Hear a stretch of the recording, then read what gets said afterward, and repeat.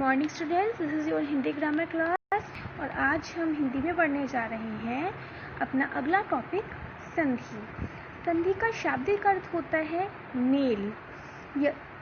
जहाँ दो वर्डों का हम मेल करते हैं वो संधि कहलाती है।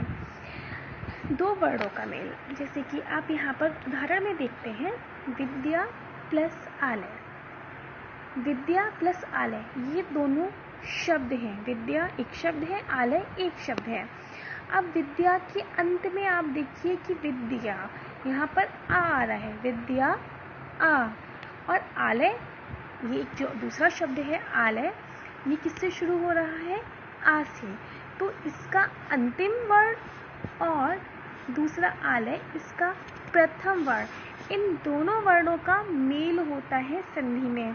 यानी कि जो आप अपने सामने दो शब्द दिख रहे हैं, यहाँ पहले का अंतिम और दूसरे का प्रथम वर्ण का मेल किया जाता है और जिससे जो विकार होता है वही संधि कहलाता है। संधि की परिभाषा है पास पास के वर्णों के मेल से जो विकार उत्पन्न होते हैं वो संधि कहलाते हैं।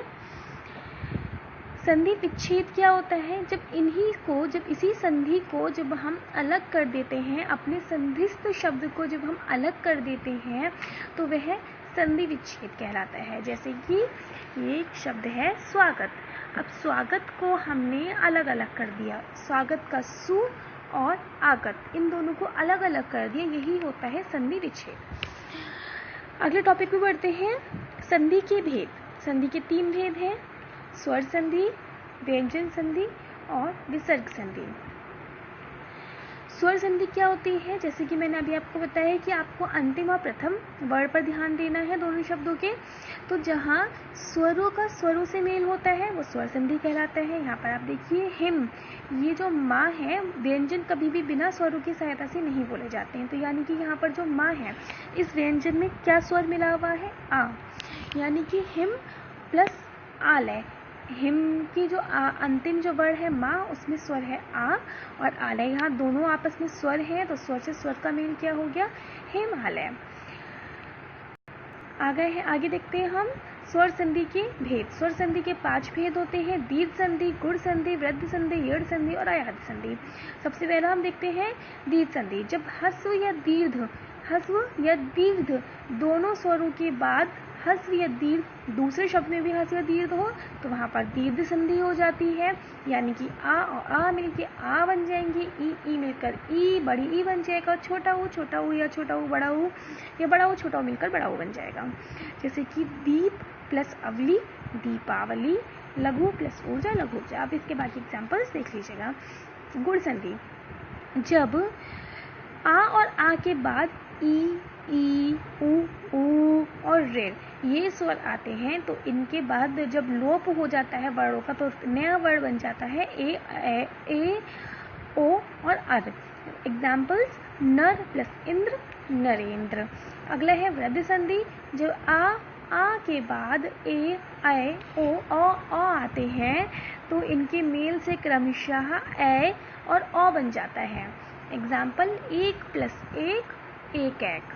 अगला है यड़ संधि, जब ई ऊ के बाद क्रमशः या वा रा हो तो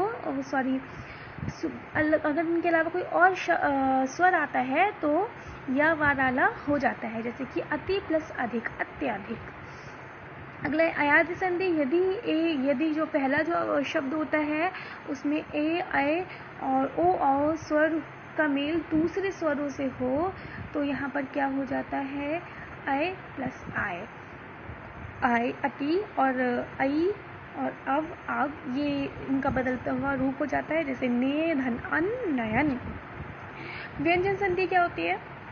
जब व्यंजन का व्यंजन से मेल होता है या व्यंजन का स्वर से होता है या स्वर का व्यंजन से मेल होता है तो वो व्यंजन संधि कहलाती है। जैसे कि दिक प्लस अंबर दिगंबर। यहाँ पर आप देख सकते हैं ये जो दिक है वो व्यंजन है और अंबर एक स्वर है। यहाँ व्यंजन का स्वर से मेल हुआ है और दिगंबर ये बन गया।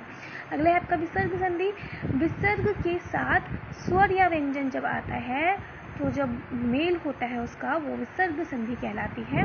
जैसे कि आप पहला देखिए, यदि विसर्ग के बाद चार छार शा व्यंजन आए तो विसर्ग शा में बदल जाता है, यानी कि विसर्ग का लोप हो जाएगा और वो शा में परिवर्तित हो जाएगा। जैसे कि दु प्लस चरित्र दुश्चरित्र, दुह प्लस शासन दुशासन, नीह प्लस चल निश्चल। इस तरह से आप इसके बाकी एग्जाम्पल्स को ध्यान से देख लीजिएगा और अगर आपको कोई भी प्रॉब्लम हो तो आप इससे पूछ सकते हैं।